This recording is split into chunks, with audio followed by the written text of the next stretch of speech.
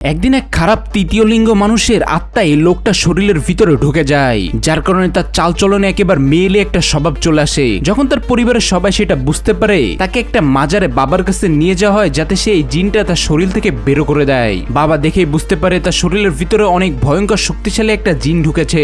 সেখানে একটা মন্ত্র পড়ে কোন রকমে জিনটাকে বের করে দেয়, যে একটা আয়না ভেঙে এখান থেকে পালিয়ে যায়। কিন্তু বাবা বলে দেয় এই জিনটা এখনো পুরোপুরি চলে যায়নি, যার কারণে তাকে অনেক বড় একটা সাধনা করে জিনটাকে তাড়াতে হবে। যার কারণে পরের দিনে বাবা অনেকগুলো হুজুরদেরকে নিয়ে ওই লোকটাদের বাড়িতেই চলে আসে।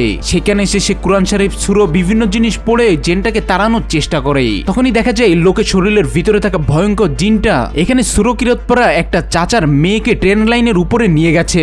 সেখানে মেয়েটা নিজে নিজে ট্রেন লাইনের উপর দিয়ে চলতেছে, পিছন দিয়ে ট্রেন আসতেছে, কিন্তু তার কোনো হুঁশ জ্ঞানী নেই। লোকটা শরীরে থাকা জিন এখানে বলতে থাকে, তোমরা যদি পালিয়ে না যাও এই মেয়েটাকে আমি এখানে মেরে ফেলবো ট্রেনে চাপা দিয়ে। লোকটা রাজি হয়ে যায়, যার কারণে শেষ মুহূর্তে মেয়েটাকে সে বাঁচিয়ে দেয়। এরপর এখানে সবাইকে থ্রেট দিতে থাকে, তাদের পরিবারের ক্ষতি করবে এইগুলো সে টিভির স্ক্রিনেই দেখাতে থাকে, যাতে ভয় পেয়ে সব সাধু বাবারা পালিয়ে যায়। এখানে সাধু বাবাদের বস সে একাই টিকে ছিল।